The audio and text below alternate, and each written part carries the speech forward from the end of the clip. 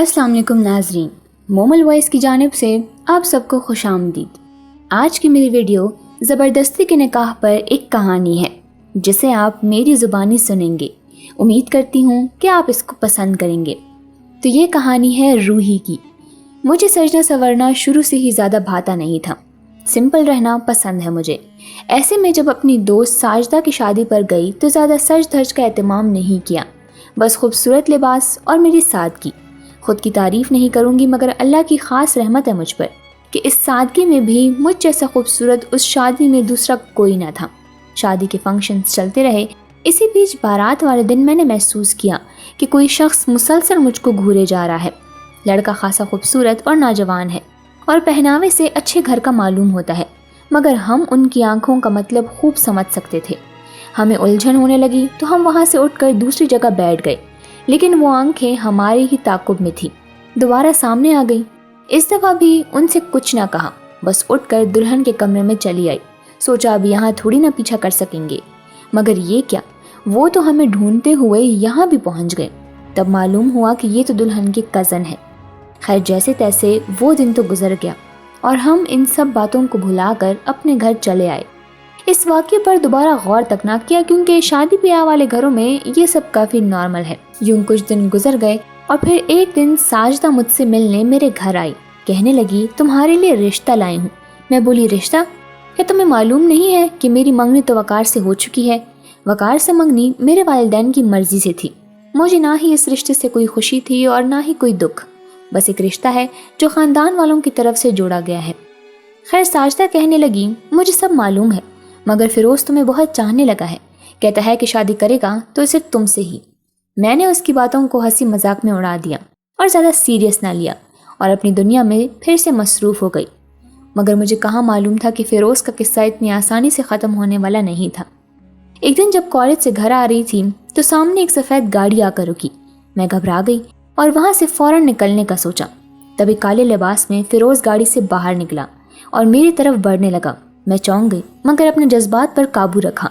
बिना कोई दूसरी बात किए फ़िरोज़ ने फ़ौरन कहा, तुम्हें पसंद करता हूँ और तुमसे शादी करना चाहता हूँ।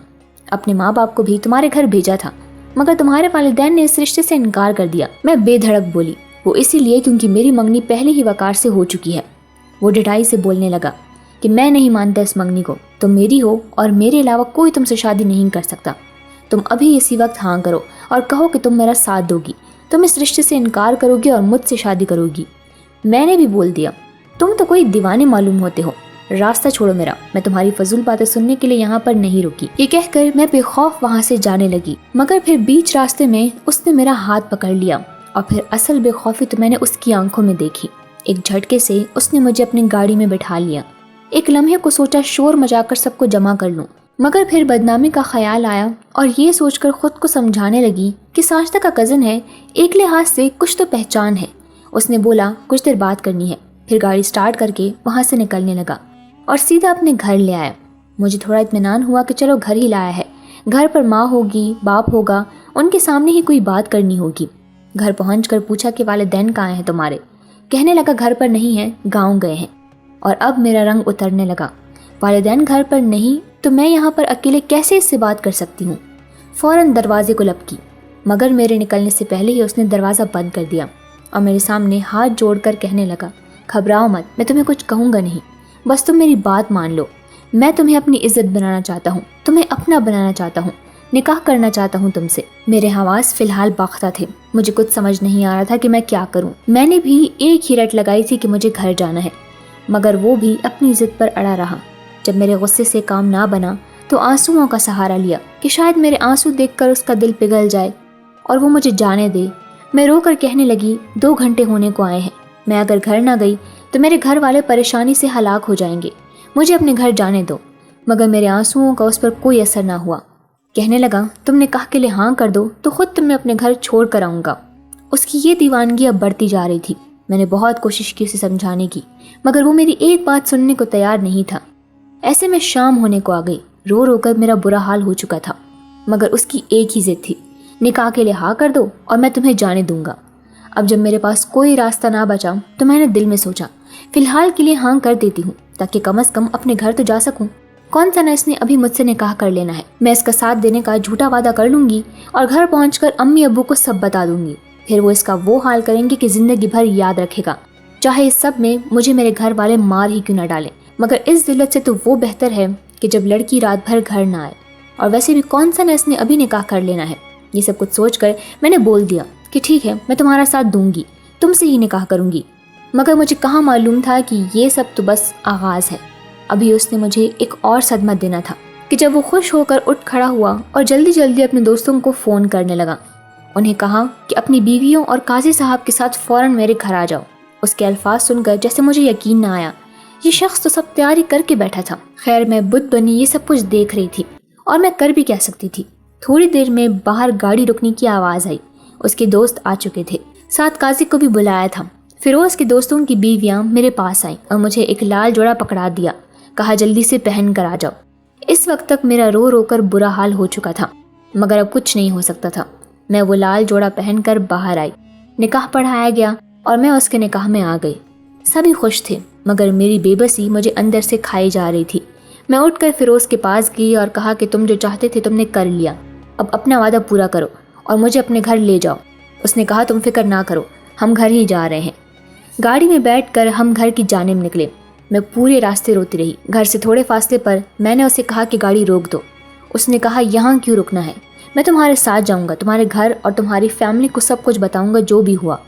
अब तुम बीवी हो मेरी, मैं नहीं चाहता कि तुम पर किसी किस्म का दबाव डालें और तुमसे ज़बरदस्ती करें। मैंने एक पल को उसकी तरफ देखा और कहा कि तुमने जो किया है वो असल ज़बरदस्ती है। अब मुझे मेरे हाल पर छोड़ दो। मेरे वालिदैन का सर तो मैंने शर्म से झुका दिया है, अब ये सब कुछ मुझे ही देखने दो। वो ना मानने वाला था, मगर शायद इस बार मेरे आंसू देखकर वो बात मानने को तैयार हो गया और मुझे वहीं पर छोड़कर चला गया। मैं घर की दहलीज पर पहुंची तो एक अजीब खौफ मुझे खाए जा रहा था। अब्बा क्या कहेंगे, भाई तो मुझे जान से ही मार देंगे, और अम्मी।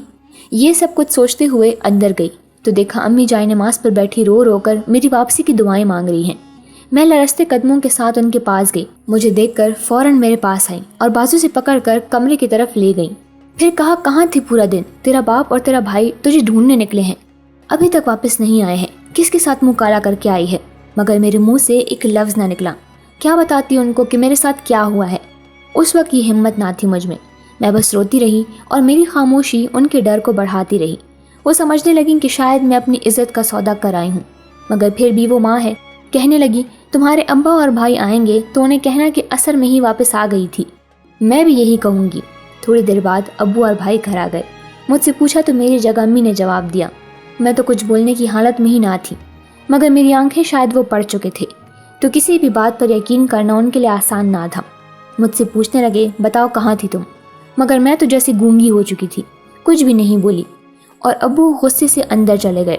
मैं पूरी रात रोती रही। अम्मी भी मेरे साथ थी। पूरी रात मुझे ताने कसती रही। कहा इससे बेहतर था कि तुम वापस ही ना आती, या तो पैदा होते ही मर जाती। मेरा जहन सोचने समझने की ताकत खो चुका था। जिस्म मफलूज सा महसूस हो रहा था। रात यूं ही गुजर गई। अगली सुबह सवेरे ही फिरोज़ के पेरेंट्स मेरे घर आए। उन्हें फिरोज़ ने ही भेजा था। उसे फिक्र थी कि कहीं मेरे घर वाले मुझे कुछ कर ना दे। फिरोज़ के पेरेंट्स ने निकाह वाली बात बता दी और सबूत के तौर पर निकाहनामा और निकाह में ली गई फ़ोटोज़ भी दिखाई। ये देखकर तो मेरे वालिदैन के पाँव तले जैसे ज़मीन निकल गई। फिरोज़ के पेरेंट्स ने कहा कि अब जो होना था वो हो चुका है। बच्चों ने अपनी मनमानी की, मगर हम किसी ऐसे वैसे ख़ानदान के लोग नहीं हैं। गांव में हमारा नाम है, आप किसी से भी मालूम करवा लें। हम अपनी बेटी को इज़्ज़त के साथ ले जाना चाहते हैं। अब्बू ने अम्मी से मशवरा किया कि बताओ अब क्या करूं, तुम्हारी बेटी का मार दूं या फिर जो उसकी इज़्ज़त बचाने आए हैं उनके हवाले कर दूं। माँ तो फिर माँ है। कहने लगी अगर इज़्ज़त से ले जाना चाहते हैं तो देरी ना करें। ख़ानदान में तो वैसे ही बदनामी होगी कि मंगनी के बावजूद निकाह कर लिया। खैर अम्मी की बात सुनकर अब्बू भी मान गए और फिर यूं फिरोज़ से मेरी शादी हो गई। शादी के पहले कुछ अरसे तक मैं फिरोज़ से नाराज़ रही, मगर फिर आहिस्ता आहिस्ता मैंने उन्हें कबूल करना शुरू कर लिया और आज औलाद होने के बाद मैं हर चीज़ भूल चुकी हूँ। फिरोज़ की दीवानावार मोहब्बत आज भी वैसी ही है। मुझे कहता है तुमसे ही मोहब्बत करता हूँ और हमेशा तुमसे ही करता रहूँगा। उनकी मोहब्बत सच्ची थी। वो मुझे अपनी ज़िंदगी का हिस्सा बनाना चाहते थे। उनका तरीका गलत था, मगर शायद कुछ लोगों का मिलना ऐसे ही लिखा होता है। उम्मीद करती हूँ कि आपको ये कहानी पसंद आई होगी। اگر ہاں تو لائک کر کے ہمیں ضرور بتائیں اور چینل کو سبسکرائب کرنا نہ بھولیں تاکہ آپ کو ایسی ہی ویڈیوز کی نوٹیفیکیشن ملتی رہے۔ شکریہ۔